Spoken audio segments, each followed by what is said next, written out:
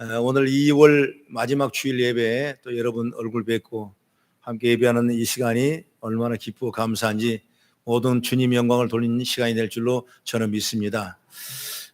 오늘 저는 잘됨의 통로라는 이런 제목이었습니다. 지난 시간에 성장의 통로가 무언가 이렇게 설교했고, 오늘은 잘됨의 통로가 무언가. 여러분, 성도는 어쨌든 간 잘 돼야 돼요. 믿으시면 아멘. 잘됨의 통로가 뭔가, 이런 주제인데, 제가 이런 얘기를 한번 해보겠습니다.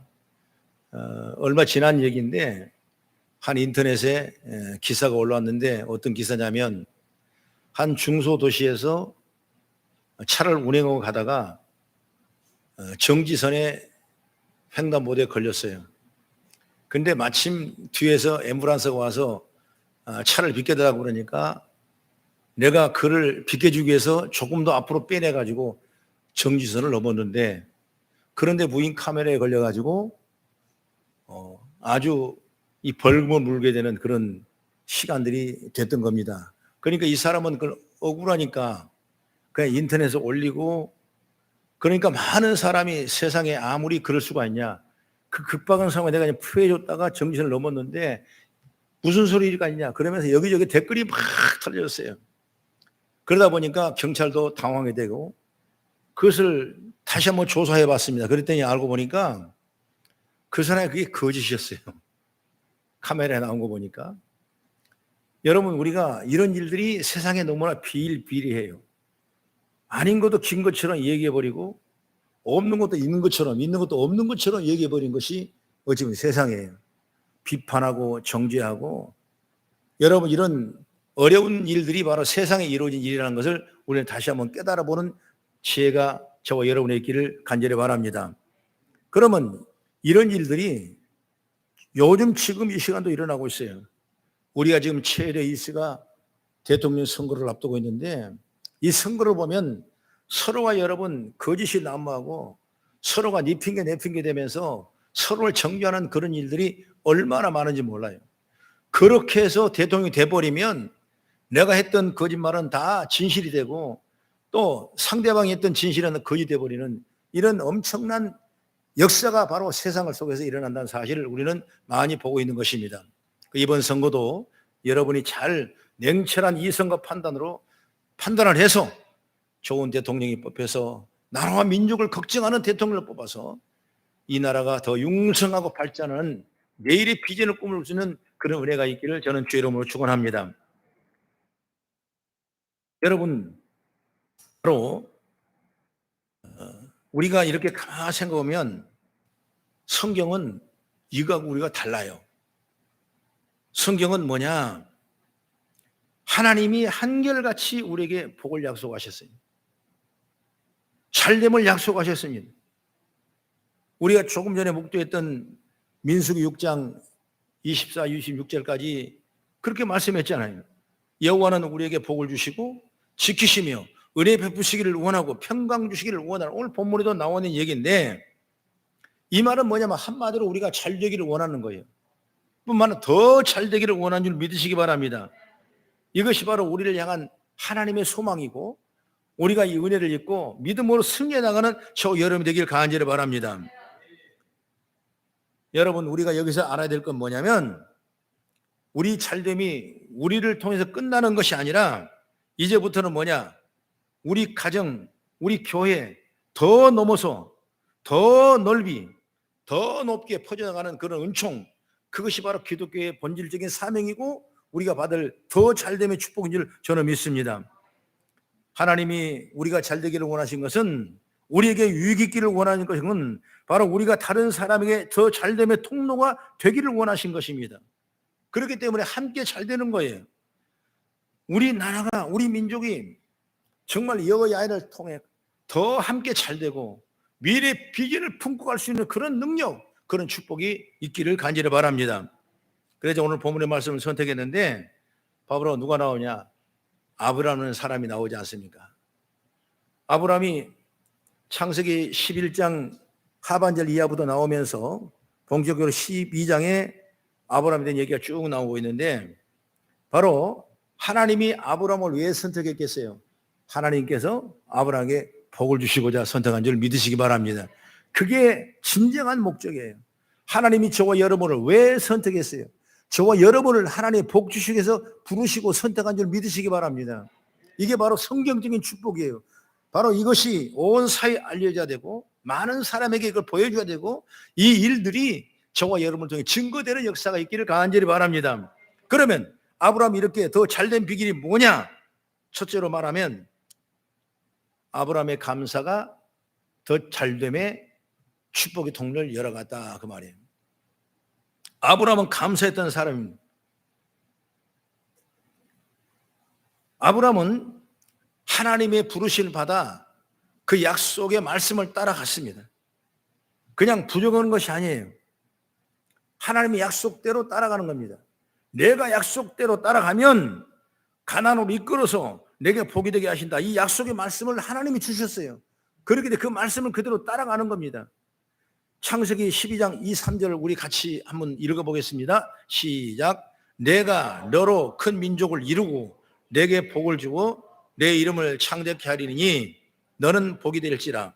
너를 축복하는 자에게 내가 복을 내리고 너를 저주하는 자에게는 내가 저주하느니 땅의 모든 족속이 너로 말미암아 복을 얻을 것이니라. 이 말씀 보면 하나님이 분명히 약속하셨어요. 분명히 하나님께서 내게 복을 주시고 모든 민족이 너로 말미암아 복을 얻을 것이라. 다시 말하면 아브라함을 복의 근원으로 삼으신다고 약속을 했거든요. 그래서 아브라함을 흔히 말할 때 우리가 믿음의 조상이라고 얘기하는 것입니다. 아브라함처럼 따라가면 우리도 그런 약속의 축복을 받은 줄 믿으시기 바랍니다. 그런데 그 약속이 오늘 그냥 땅 떨어졌습니까? 아니에요. 때로는 어려운 시련, 환난, 고난, 고통을 통과하는 그런 시험이 있었다는 걸 우리는 보게 되는 것입니다. 가나안에 들어오자마자 그는 어떤 일이 있었어요? 흉년이 들었습니다. 아니, 하나님이 원하신 땅에 갔는데 흉년이 들어요. 먹을 거 없다는 겁니다. 그래서 어디로 내려갑니까? 흉년을 펴서 애굽으로 내려가는 실수도 범했던 것입니다. 그건 왜 그러겠어요? 약속을 했는데도 불구하고 불안한 마음이 생겨요. 불신의 마음이 생기는 거예요. 그렇게 해서 애굽으로 내려갑니다.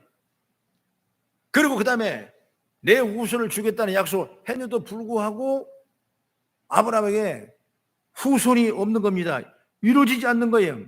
아니, 큰 민족을 이루어주겠다고 말씀했는데 지금 경소가 이미 끊어지고 더 이상 자식을 낳을 만한 그런 능력이 되지 못하는 겁니다. 쉽게 이루어지지 않는 거예요. 하물며 창세기 15장에 보면 내가 아브라함 후손이 애굽에 객이 된다고 하고 말씀했어요. 그 말씀이 뭡니까?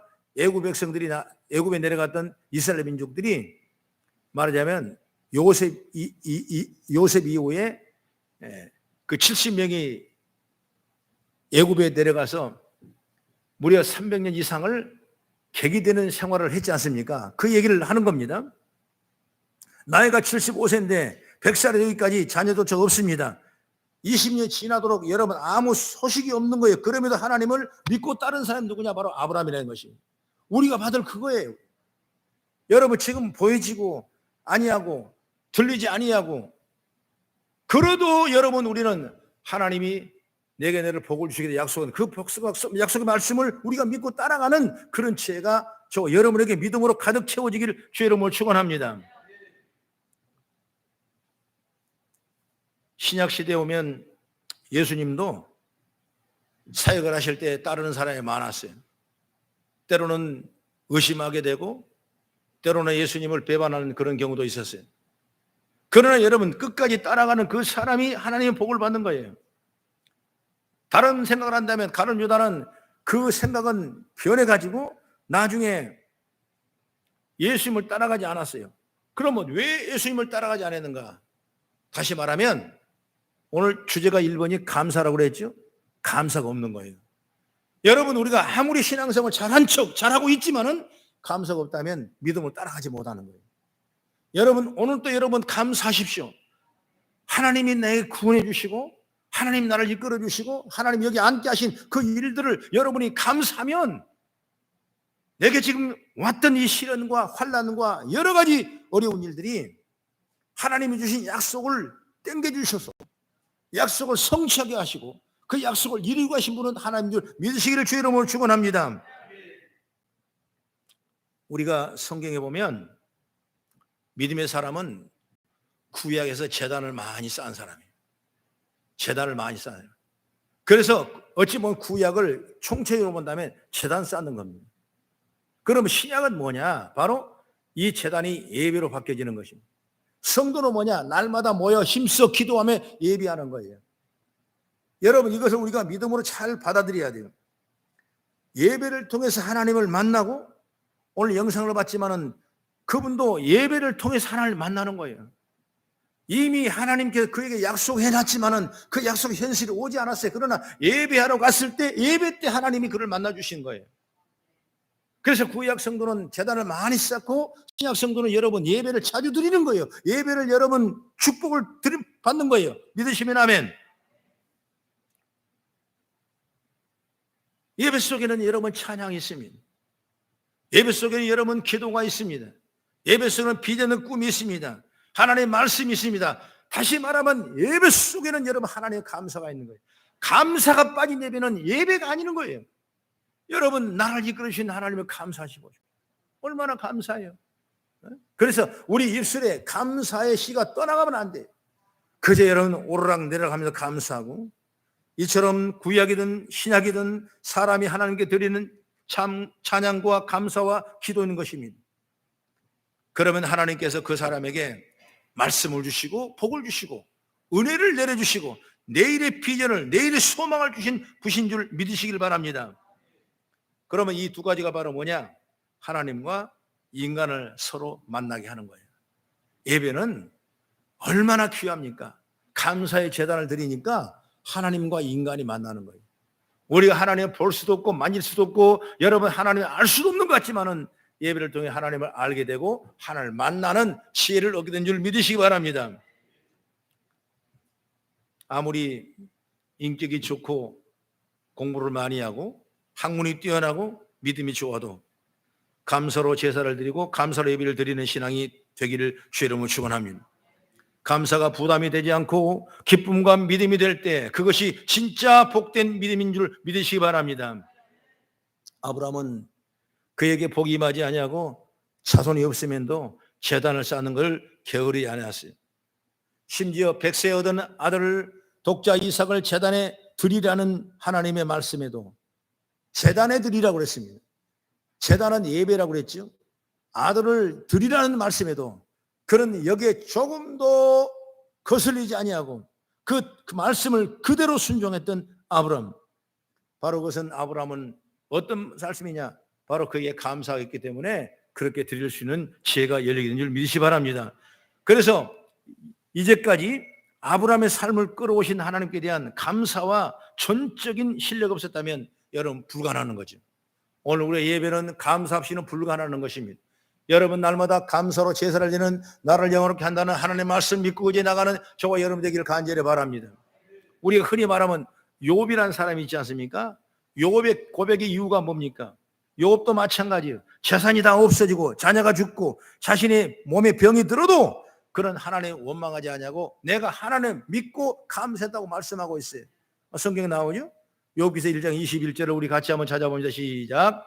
내가 모태에서 알몸으로 나왔은즉 또한 알몸이 그리로 돌아갈지라. 주신 이도 여호와시요 거두신 이도 여호와시오니 여호와의 이름이 찬송을 받으실지로다. 감사로 살았기 때문에, 감사의 믿음을 올렸기 때문에, 감사의 말씀이 있었기 때문에 아브라함의 믿음이 조상이 된 것처럼 오늘 욥이라는 사람은 이 어려운 환경 속 감사의 은혜를 입었기 때문에 그는 욥을 욥되게 하고 갑질의 축복을 받는 은혜인 줄 믿으시기 바랍니다. 여러분 우리 삶에도 큰 시련과 어려움이 많아요. 그거 없는 사람 없습니다. 그거 없는 사람은 천국 이미 가 있는 사람들이에요. 여러분 세상에 살 때 어려움이 없는 사람 어디 있고 힘든 일이 아닌 것이 어디 있겠습니까? 다 여러분 아침 조석으로 어렵고 힘든 일이에요. 그러나 그럼에도 나를 사랑하시고 나를 도와주신 하나님께 대한 감사를 잊지 말기를 바랍니다. 여러분 다니엘을 보십시오. 그가 사자굴에서 감사했고 바알과 신라가 옥중에도 감사했고 다니엘의 세 친구가 풍물 속에서도 원망하지 아니하고 하나님 감사했고 그 감사가 그들의 믿음을 키웠고 미래의 비전을 꾼 줄 믿으시기 바랍니다.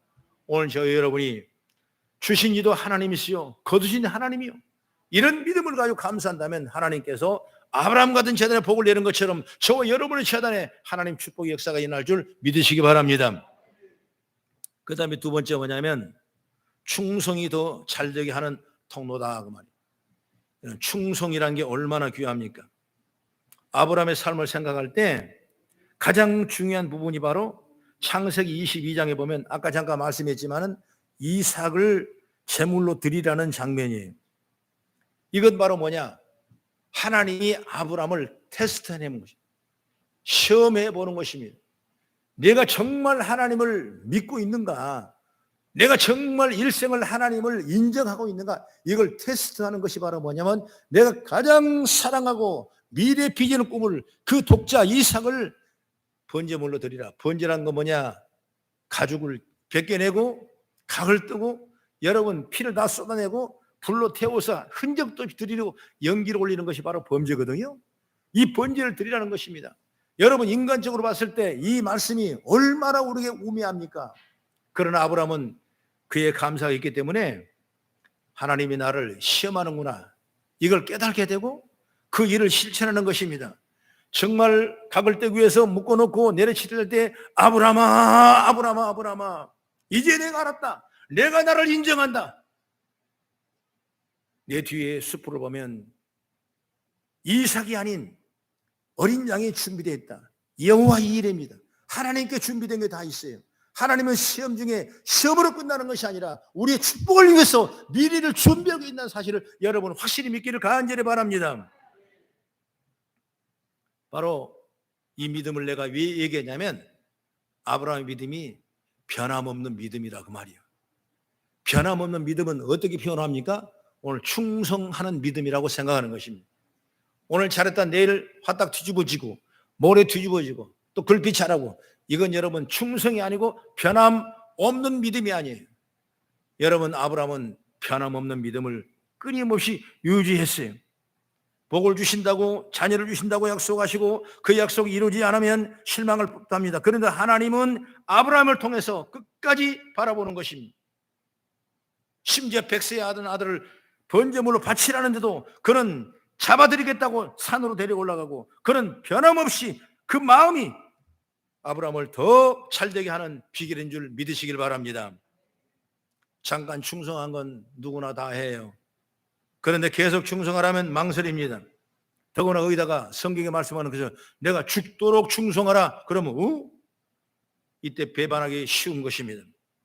여러분 세상 일도 마찬가지고 주인 일도 마찬가지입니다.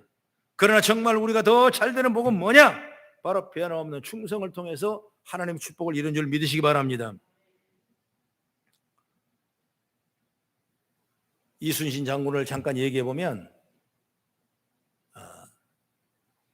그 남쪽 지방에 일본의 해군을 침몰하게 갔지만은 원균이라는 사람이 지금 이순신 장군을 모함하게 됩니다.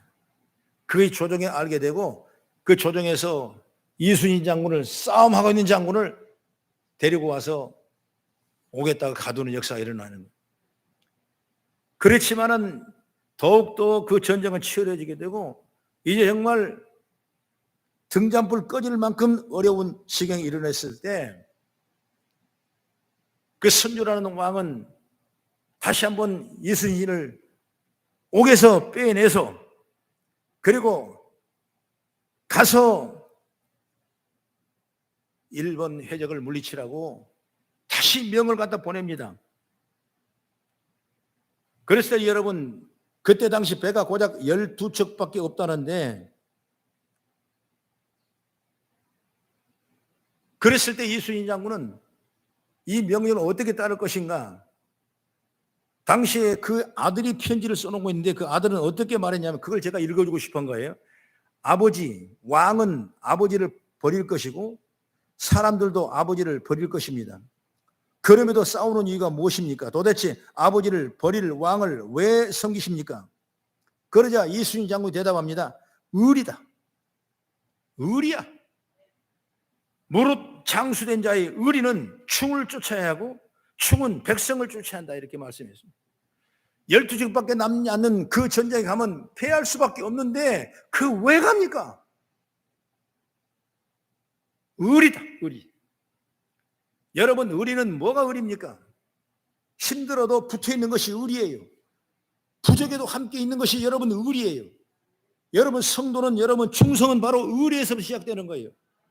어떤 사람은 장로 직분을 받고도, 안수 집사를 받고도 여러분 내 마음이 소문하다고, 내 뜻대로 안 된다고, 내 심령에 족함이 없다고 여러분 떠나버리고 넘어가는 그런 경우가 여러분 얼마나 많습니까? 여러분 이 사람은 충성이 아니에요. 여러분 의리도 아니에요. 여러분 이 사람은 믿음도 아니에요. 나는 그렇게 여러분에게 말씀하고 싶어요. 조금 잘 되면 붙습니까? 조금 안 되면 도망갑니까? 여러분 만약에 회사가 그런 회사라면 여러분이 회사 정관 직원이 되겠습니까? 아니에요. 어려워도 회사를 위해서 일하는 사람이 하나님 축복의 능력이에요. 어제 뉴스에 나온 얘기가 있죠. 자기 직원인데, 직원이 여자 직원인데 그 아이를 키우고 있는 여자 직원인데 각투시 있지 않습니까? 그것을 유통하는 회사인데 잘못 이 컴퓨터를 해가지고 2,000각을 잘못 넣어버린 거예요. 그러니까 그 화물 트럭을 하나 2,000박스가 어디로 왔습니까? 온 거예요. 그래서 사장이 이게 뭐냐? 이제 다 결제했는데 바꿀 수도 없는 거예요. 그래서 그 사장이 인터넷에 올린 겁니다. 올리니까 많은 사람들이, 소상공인들이 이 어려운 시대에 사장님이 그렇게 힘들어하니까 그 인터넷 어떤 사람은 그 직원을 쫓아내세요. 아니면 직원한테 물르면 될 거 아닌 것입니까? 이렇게 별 얘기가 나온 거예요. 그러나 다른 사람들이 전부 다 그 티슈를 사준 거예요. 그래서 나도 사고 싶은데 살 데가 없다는 거예요. 이제 여러분 그렇게 세상은 여러분 그런 곳이 있으니까 바로 세상에 살아있는 거예요. 여러분 교회도 마찬가지입니다. 여러분의 헌신과 여러분 충성과 변함없는 여러분 믿음이 있었기 때문에 여러분 교회는 생존하고 내일의 비전을 꾸는 줄 믿으시기 바랍니다. 작은 교회도 좋을 수가 있고 큰 교회도 나쁠 수는 있는 것입니다. 다 여러분 각 나름대로의 장단점이 있는 거예요. 그러나 분명히 뭐냐면 예배는 하나님과 우리가 만나는 자리가 되고 하나님께서 우리에게 오늘 본문의 말씀처럼 너를 복주고 복주며 너를 번성케 하고 번성케 하리라는 약속을 믿는 말씀이기 때문에 오늘 예배를 통해 우리는 잘됨의 통로가 된 줄 믿으시기 바랍니다. 여러분 주원 일에 잘 감사하고 충성되게 하시며 내가 땀을 흘려야 농부의 그 소출이 일어나는 것입니다. 내가 땀을 흘려야 여러분 그 회사가 잘 되는 겁니다. 저와 여러분의 땀을 흘려야 여러분 교회는 융성하게 되는 것입니다. 복음을 위해서 힘을 쓰고 인도에 나가는 저와 여러분 되기를 주의 이름으로 축원합니다. 성도 여러분, 아브라함도 마찬가지예요. 한때 믿음이 없을 때는 애굽으로 내려가서 자기 아내를 누이라고 속일 만큼 생명을 부지했던 일들이, 부끄러운 일들이 일어나고 있습니다. 그러나 그럼에도 여러분 변하지 않았습니다. 믿음은 있었어요. 자기 종을 후사로 삼고 첩을 통하여 후사를 지으라고 했지만은 하나님은 자상하고 확고한 말씀에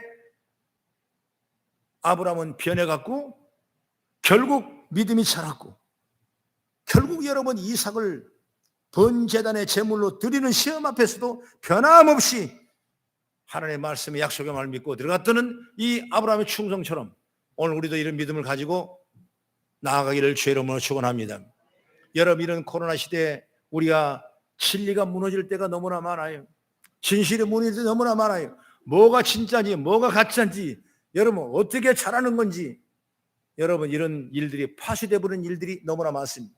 그러나 오늘 말씀을 받은 저와 여러분들은 아브라함처럼 변함없는 믿음을 가지고 충성된 믿음을 가지고 나아가는 지혜가 있기를 주의 이름으로 축원합니다. 그리고 세 번째는 뭐냐? 칭찬과 격려가 있었다고 그랬어요. 아브라함이 그 일생을 딱 보면 가장 클라이막스가 뭐냐? 아까도 얘기했지만은 이삭을 번제물로 드리는 것입니다. 여러분 얼마나 여러분 힘들겠습니까? 그리고 모리아산으로 올라가는 장면에 이삭이 이렇게 맺습니다. 아버지, 불가나무는 있는데 번제할 양은 어디 있습니까? 자식이 아버지한테 물어보는 것입니다. 자식은 자기가 번제가 될 줄 모르고 있는 거예요. 그러나 아버지는 이미 이삭이 번제가 될 걸로 알고 가는 겁니다. 아브라함이 뭐라고 대답합니까? 내 아들아, 번제할 어린 양은 하나님이 자기를 위하여, 당신을 위하여 친히 준비하시니라. 하나님이 번제할 양을 친히 준비하신대요. 여러분, 정말 이 얼마나 긍정적입니까? 이것이 바로 믿음이에요. 믿음의 축복은 여기서부터 시작되는 거예요. 아들이 번제할 어린 양은 어디가 있습니까? 물어보니까 하나님이 자기를 위하여 이미 다 준비해 놓고 계신다는 거예요. 우리는 믿고 따라가자는 겁니다. 여기에 말씀 나오면 칭찬과 격려의 말씀이에요. 부정적인 말씀이 아니라 긍정의 말씀이에요. 사람이 여러분 실망시키지 아니하는 말을 하고 긍정의 말을 한다는 건 우리에게 얼마나 큰 에너지인지 몰라요. 여러분 부정적인 말과 비판적인 말을 여러분 들었다고 생각한다면 그 안에 나쁜 에너지가 우리 안에 침해 들어오는 거예요. 욕을 많이 하면 그 속에 욕이 자꾸 들어가는 겁니다. 세상에 욕이 번지면 세상은 욕짓거로 다 끝나는 거예요. 그러나 긍정적이고 적극적이고 창조적이고 비전의 말을 선포하면 그 에너지가 우리를 통해 그대로 역사한 줄 믿으시기 바랍니다. 민수기 14장 28절의 말씀 보면 너희 말이 내 귀에 들린 대로 너희가 내게 행하리니, 너희들이 말한 대로 행한다는 거예요. 갈라디아서 6장 7절의 말씀 보면 사람이 무엇을 심든지 그대로 거두라고 말씀했고, 에베소 5장 4절의 말씀 보면 누추함과 어리석은 말이나 희롱의 말이 마땅치 아니하니 너희는 오직 감사한 말만 하라, 이렇게 말씀하고 있는 겁니다. 여러분, 더러운 말과 어리석은 말과 상스러운 말을 하지 말라는 겁니다. 이건 우리에게 결코 좋은 일이 없어요. 이 말은 뭐냐면 감사한 말을 하라는 거예요. 비난과 비판의 말을 하지 말고 오직 긍정적이고 감사한 말을 하는, 위로의 말을, 소망의 말을 하는 그런 믿음의 역사가 있기를 간절히 바랍니다. 예수님도 그 말씀을 하셨어요. 한번 찾아봅니다. 마태복음 7장 1, 2절 말씀 보면 시작. 비판의 말을 받지 아니하거든 비판하지 말라. 너희가 비판하는 그 비판으로 너희가 이 비판을 받을 것이요 너희가 헤아리는 그 헤아림으로 너희가 헤아림을 받을 것이니라, 이렇게 말씀하고 있어요. 주님은 그 비난과 비판이 나에게 돌아온다고. 얼마나 여러분 무서운 말이에요. 그러나 오늘 히브리서 10장 24절의 말씀 보면은 너희는 서로 돌아보아 사랑과 선행을 격려하며 말씀하고 있어요. 격려하는 건 뭡니까? 칭찬하라는 겁니다. 잘 된다는 겁니다. 그러면 그 격려와 칭찬이 누구에게로? 내게로 돌아온다는 겁니다. 하나님의 놀라운 축복이죠. 칭찬은 우리의 삶에 놀라운 에너지를 만들어 주는 것입니다. 여러분 잘 아는 존 맥셀이라는 사람은 이렇게 말합니다. 대부분의 사람들은 다른 사람의 칭찬과 격려를 통해 성장한다. 칭찬과 격려는 인간 개발에 있어 필수적인 것이라, 이렇게 말씀했어요. 다시 말하면 칭찬의 말 한마디만 짧지만은 그 효과는 대단하다 그 말이에요. 할렐루야. 이탈리아에 유명한 성악가가 있습니다. 농부의 아들인데 공장에서 일을 하는데 그는 혼자 성악을 꿈꾸면서 열심히 노래를 했어요. 그 어려운 중에 레슨을 받았고, 그 다음에 그 교사는 그 레슨을 받으러 온 그 아이에게 어떻게 말합니까? 너는 성악가의 자질이 없어. 내 목소리는 마치 덧문에 나는 바람 소리 같아. 이 말하니까 그 아이는 엄청나게 실망했습니다. 그러면 내가 다시는 노래를 부르지 않겠다라고 작정을 했어요. 그때 그를 지켜보던 소년의 어머니는 그에게 격려합니다. 실망한 그 아들을 꼭 껴안고 이렇게 말합니다. 아들아, 너는 이 세상에서 가장 아름다운 목소리를 지녔다. 너는 할 수 있어. 실망하지 말아라. 내가 성악 공부를 할 수 있도록 엄마는 어떤 희생도 아끼지 않을 거야. 이 소녀는 그 어머니의 그 격려의 말 한마디에 칭찬을 받고 다시 노래하기 시작하고 마침내 세계적인 오페라 가수 엘리고 카루소라는 음악의 팔색조라는 유명한 사람인 것입니다. 여러분 칭찬 한마디가 이렇게 사람을 만드는 거예요. 여러분 우리 주위에 사람이 있습니다. 내 앞에 내 옆에 내 뒤에 사람이 있어요. 여러분의 칭찬 격려가 이런 놀라운 축복이 있는 거예요. 아브라함 같은 믿음은 칭찬과 격려의 믿음을 가진 줄 믿으시기 바랍니다. 여러분 이처럼 칭찬 격려는 다른 사람을 세우고 나를 더 잘되게 하는 통로가 되는 것입니다. 그러나 여러분 비판은 비판을 낳게 되고 상대방을 죽이고 나를 죽입니다. 비난과 비판으로 상대방을 죽은 것 같지만 그 말하는 당사에게 그 말이 더 큰 영향을 미치기 때문에 자신도 죽게 되고 남도 죽는 거예요. 아니 어찌 보면 자신이 먼저 죽죠. 왜? 내 말이 상대방이 들리는 것보다 내 귀에 먼저 들리니까.